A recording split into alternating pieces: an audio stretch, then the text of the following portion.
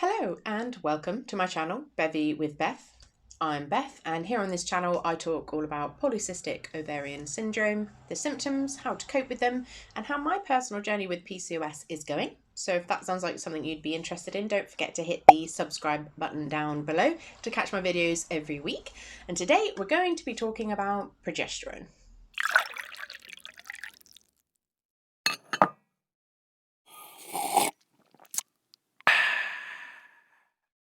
So today I have actually got a matcha latte, and I don't have the packaging for it, but keep an eye out in my what I eat in a day, the next video that I do next week, and you'll get to see the packaging then. I wanted to talk about reproductive hormones, how they work, how they don't work for us, and what we can do to try and help them to do the best job that they can despite our PCOS.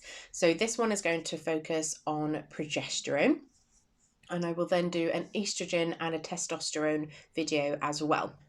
So I'm focusing on progesterone first because that's the one I think that I'm struggling with the most. I've never actually seen the blood tests when I was originally diagnosed, so I know that my testosterone was high, but having seen my reaction to a progesterone only pill, as well as some of the symptoms that are more progesterone specific rather than just your hormones are imbalanced, I feel like low progesterone is something that I'm suffering with. So I wanted to focus on this one first because I'm looking at how I can help myself the best, obviously, and I get to share that with you.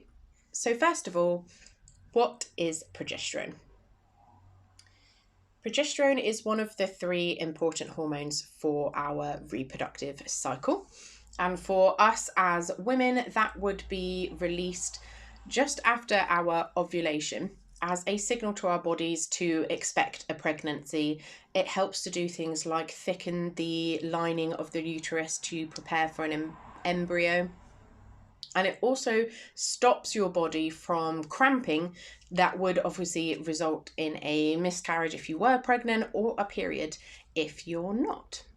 We're likely to have an imbalance of hormones because of our PCOS. So if you feel like me that progesterone is possibly your main problem hormone, then there are a couple of things that we can do to help our bodies to produce it at the right time, at the right amounts, and kind of balance out its opposite, which is estrogen.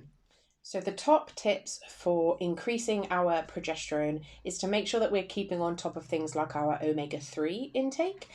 Of course, that's easily done by consuming some fatty fish or by taking a supplement. But we also want to watch our B vitamins and our C vitamins.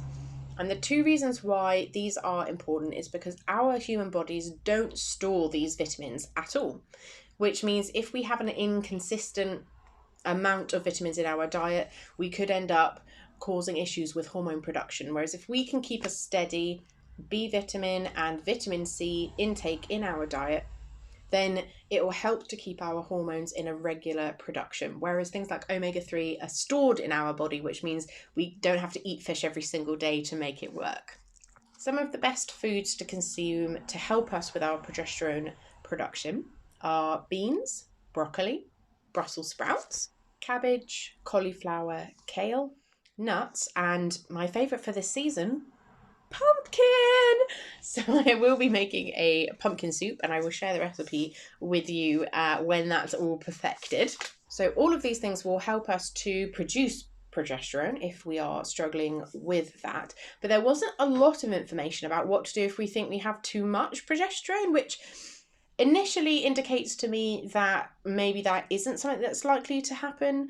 But I do also know that by balancing our estrogen, we also naturally balance our progesterone. Those two kind of work hand in hand. So if you want to check out how to balance your estrogen levels, then check out the next video in the series here, which will explain how to balance your estrogen levels.